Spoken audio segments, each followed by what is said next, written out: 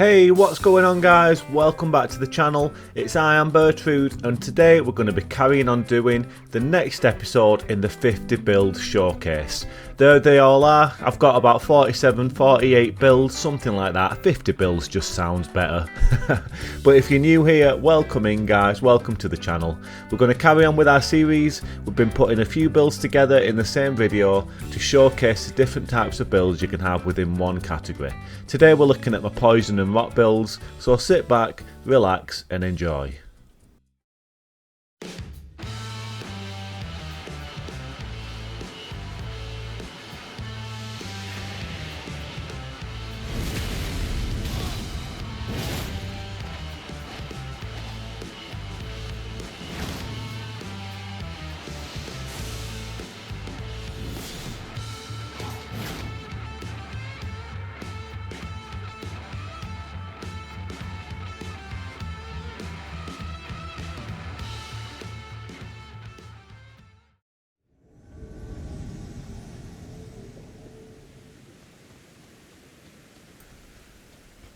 Okay guys, welcome back to the channel. I hope you're all having an absolutely epic day. I know I'm having a good day, I hope you all are. Let's get into the video. We're going to be carrying on with our 50 build showcase. I'm absolutely loving making these videos at the minute. This is such a fun way for me personally to make videos. I'm really enjoying it.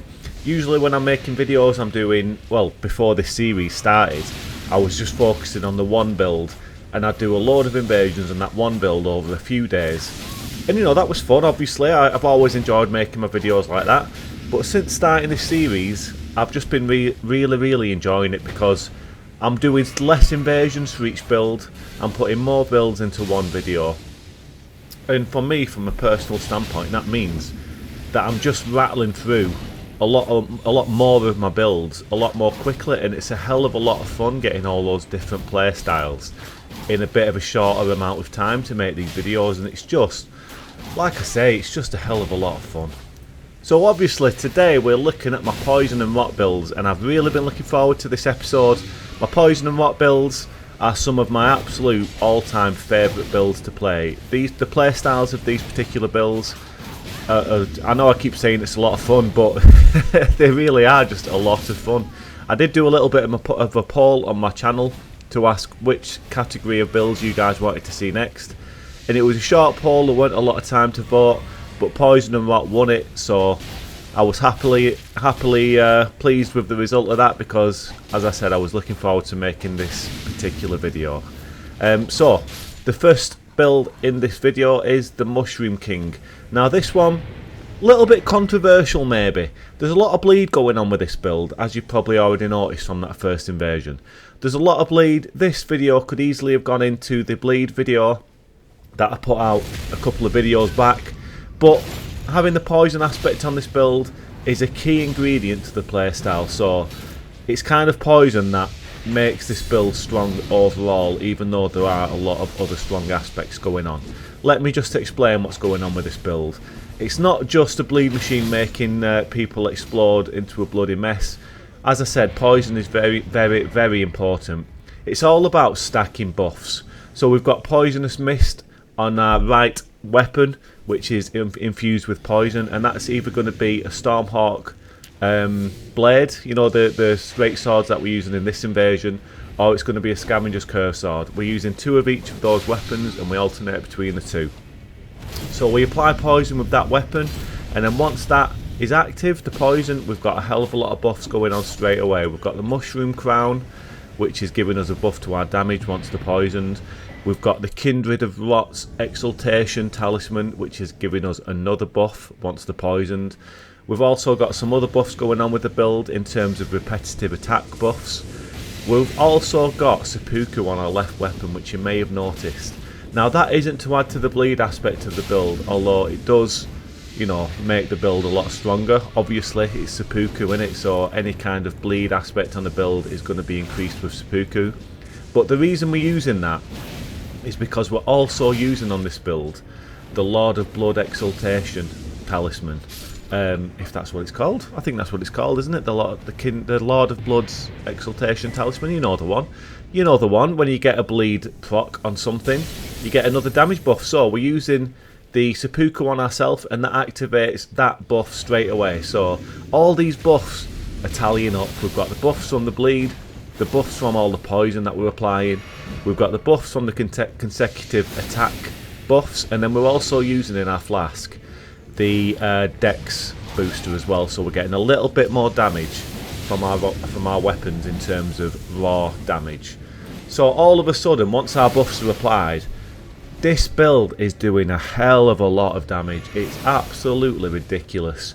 Once all those buffs are applied, the game plan is that we switch to our weapon in our right hand. We've got a few different ones to choose from, and we try and land one of the Ashes of War from our right hand weapon with all of those buffs active, and we are getting some incredible damage. We've also got the Shard of Alexander as well, so that's another buff to the Ash of War that will be landing from our right hand weapon, sorry. And yeah, like I said, the damage is just unreal. This is a ridiculously strong build, to be honest, and it's kind of just unashamedly, if that's even a word, unashamedly it's very, very strong, and it's not ashamed to be strong. It's a level 200 build, 70 vigor, 70 dex, 60 arcane, all of those buffs going, some crazy bleed build up. It's just an insane poison build. So we're starting this video off very, very strong. So let's go ahead and look at the ratings for this build. So the Mushroom King, it's without a doubt an S performing build. It's extremely strong. Fun factors are B+. The aim of the game is to get kills with our Ashes of War on the right hand weapon, but sometimes they do just bleed out before we can do that. So fun factors are B. Fashion to B, it's not bad fashion. We are rocking the mushroom crown, but we've got a nice little gold theme going on. So overall, just an epic build.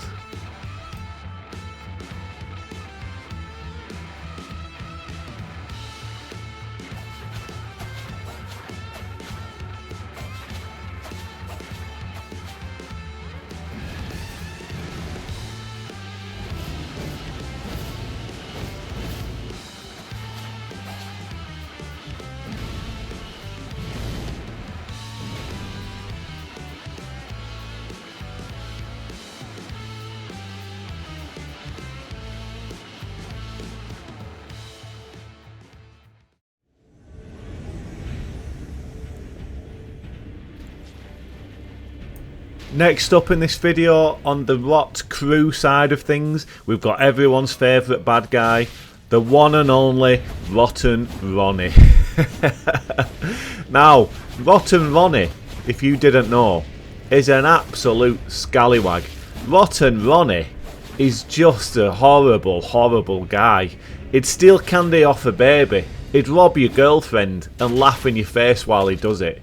He's just the ultimate bad guy, but everyone loves him for it. He's one of my favourite overall all-time builds. I absolutely love Rotten Ronnie. I can't tell you the love I have for this character. He's an absolute scallywag. He's basically the ultimate Elden Ring troll, and I absolutely love it. I'm not a toxic player, but Rotten Ronnie is a toxic guy. So when I play as Rotten Ronnie, it brings out my toxicity. It allows me to be an absolute arsehole. He's going to rot you, and he's going to laugh in your face while he's doing it. Once you've rotted, and your life is ticking away before your eyes, the life is draining from you, he's going to throw an albinoric pot at you, and he's just going to make all kinds of horrible gestures and teabag in your face while you slowly die in a horrible, painful death. And then he's going to point down at your corpse and do all kinds of silly emotes over the top of your dead body. And it's just a lot of fun. It's brilliant. I love Rotten Ronnie. He's the ultimate bad guy, like I said. And it just gives me a real fun time invading, because it allows me to adopt that playstyle of just being a horrible guy for a few hours while I'm invading. I mean, look at this. He's invaded here. He's got a fellow red man. And instead of running over to help him straight away, he's doing all kinds of silly gestures. Look, he's just allowed his red man there to take a few shots. Just while he was doing it, he weren't teabagging, was he? He was doing a little silly emote. But that's just how Rotten Ronnie rolls. He wants to goad his enemies into making mistakes, and he wants to show them who's boss. There's only one boss here, and it's Rotten Ronnie. I mean, look at the hairstyle, guys. Look at the tash. He's got a big ginger 1960s porn star style tash, hasn't he? You know what I mean? And look at this. He's rotted him. He's rotted the summon. He threw an albinotic pot at him so he couldn't heal. And he just watched his life slowly tick away. He couldn't care about the host. He couldn't care about his red man who just killed the host, his fellow red man, in his success killing the host. He doesn't care about that. All he cares is that he managed to kill that summon in an embarrassing way for the summon, and he absolutely thrived on it. Guys, never lend Rotten Ronnie money. If Rotten Ronnie ever comes to you asking for money, asking for a little bit of a loan, if he ever says he's in trouble and needs help paying his rent, don't believe him. He's a gambling addict. He's just going to go and spend it in the bookies. He's going to get down there, put some bets on the horses, and you'll never see that money again. Don't ever lend him anything, guys. He's got all my Season 2 Lost DVDs back from 20 years ago, and he's not giving me back. Honest to God, don't give him anything. Where's my Lost DVDs, Ronnie?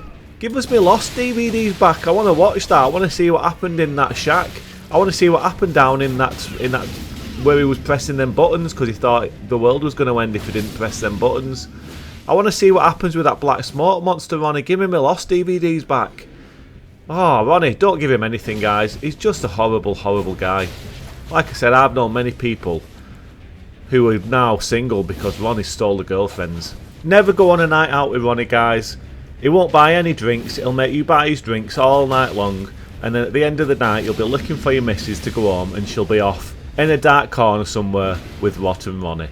And he'll probably be giving her the rot as well and throw an albinotic pot at her on the way home and just watch her life slowly tick away, so you'll never see either of them again. And you'll be skint at the end of the night. It's just not worth it. Look at that horse. He just killed himself with a bloody slash. Rotten Ronnie had put a bit of rot on him and his life was slowly ticking away. And then he just killed himself with a bloody slash.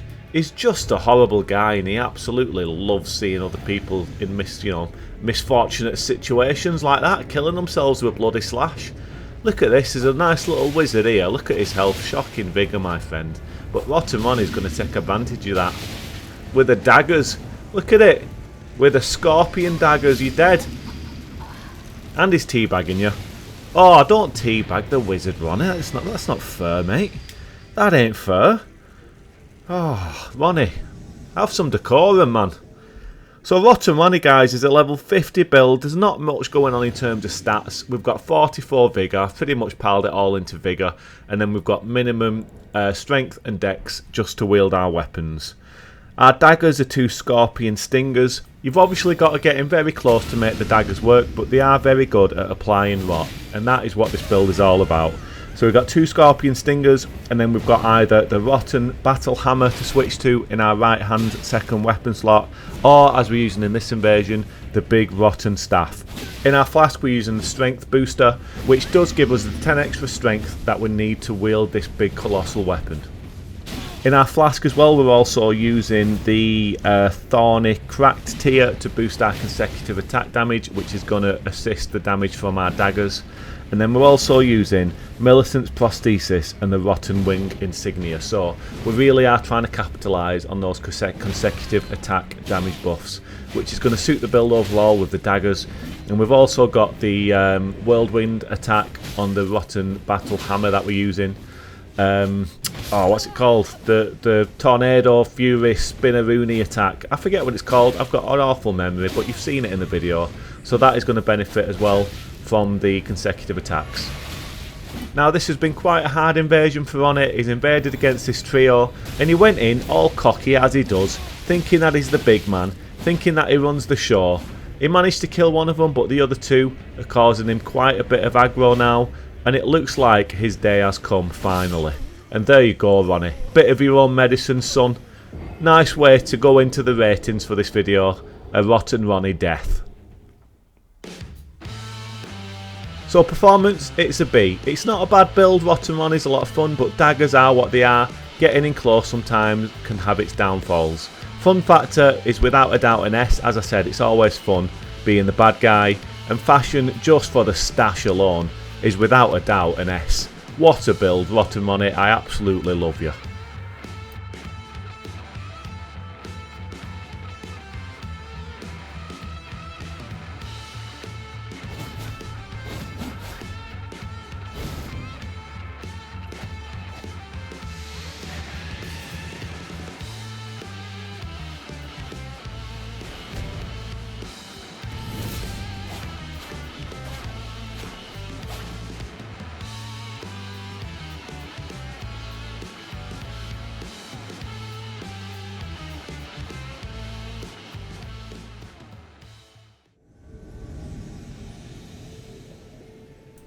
For the next build in the video, guys, we're going back to poison, stepping away from rot for this one, and we're going back to poison, and this is the Ant-Man.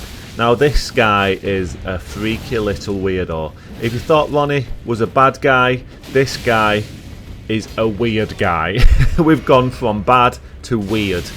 This guy thinks he's an ant, basically. He's had an obsession with ants from being a very young man. He's mentally unstable. He genuinely does believe that he is an ant. He lives with the ants, he lives down in the caves, he only comes out to hunt and feed on the horse and the summons that he chases around the lands between. He infects them with poison.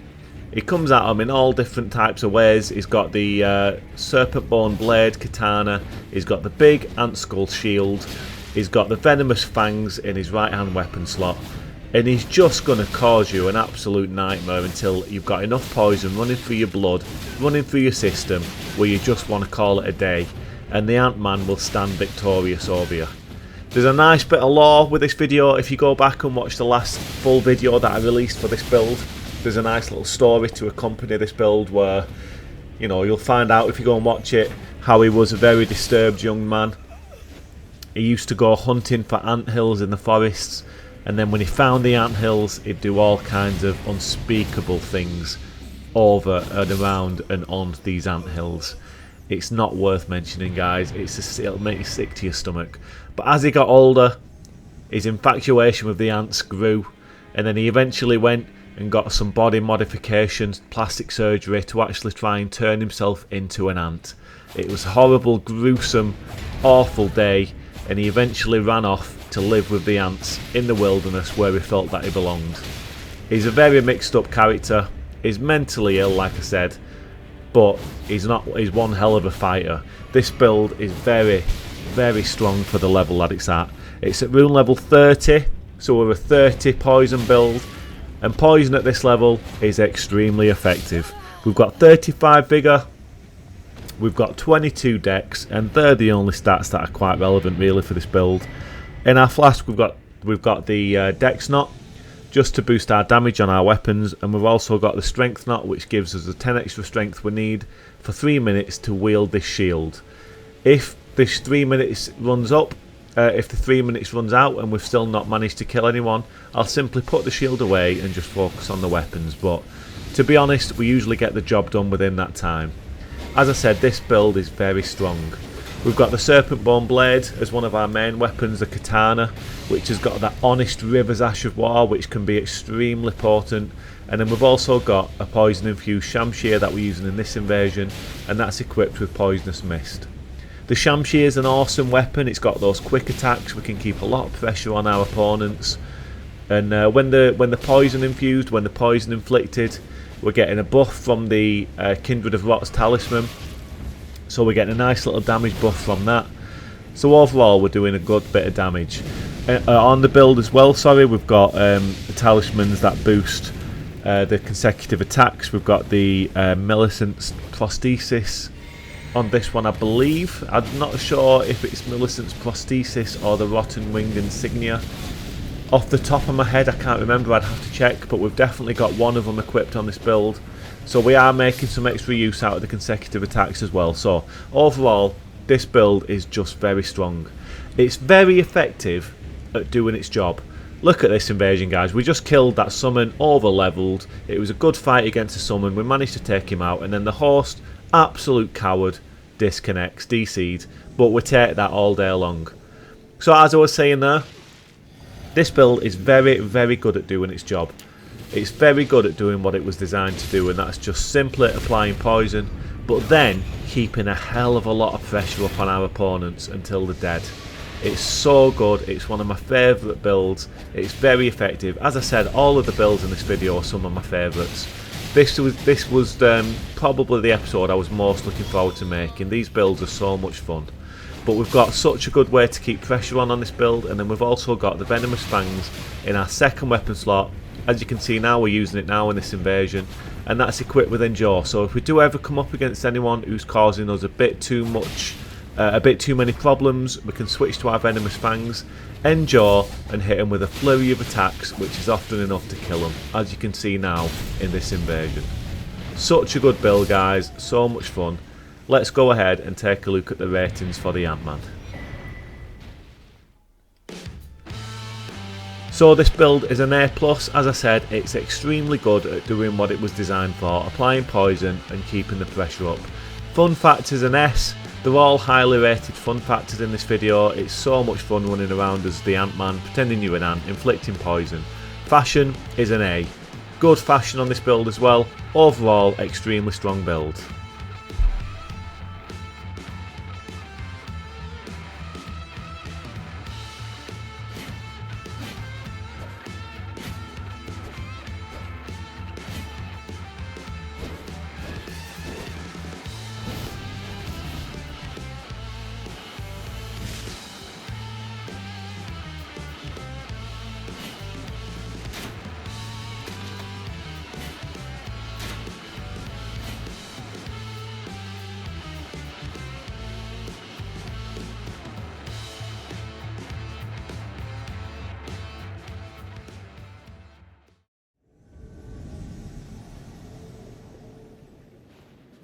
So for the very last build in our poison and rot showcase, we're going back to the rot side of things, and this guy is the rotten cleric. Now the Ant-Man in the last video I said was very good at doing its job.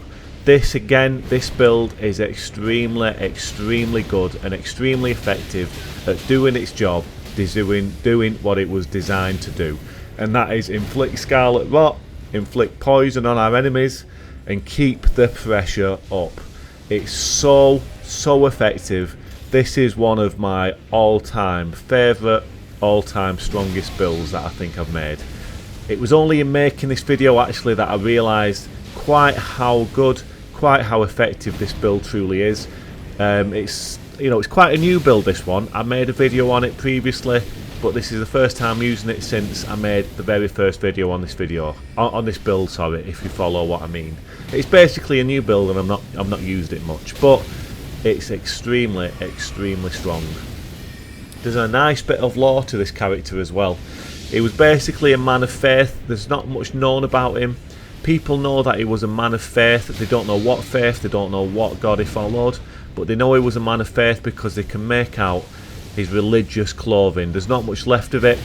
It's all rotten. It's all it's all a bit of a mess, his clothing, but you can tell that he was some kind of religious figure. He went out on one of his excursions out into the lands between to spread the word of whichever god he followed, but in doing so he unfortunately managed to pick up some scarlet rot of his own. It infected him, it infected his body, it infected his mind, and it warped and changed him into a horrible mass murdering killer. All he cared about was going out, inflicting rot on other people in the same way the rot had inflicted himself. The rot became his new idol, the rot became all he cared about in life, and the rot became his new god, his new religion. The actual mushroom crown that we're wearing on our heads isn't actual fashion on this build. In the lore of this build, that's actually a mutation that has grown out of the top of his skull because of the scarlet rot that runs through his body. It's a very unfortunate story, but it turned him into an extremely strong fighter, as you can see from the invasions. It's a really good build, the lore's great. I'd highly recommend going and checking out the first video that I released for this build a while back. If you just search back through my channel, you'll see it. It's really good, it's a really good story, and overall it's just a great build and a great play style. It's at level 40, this one.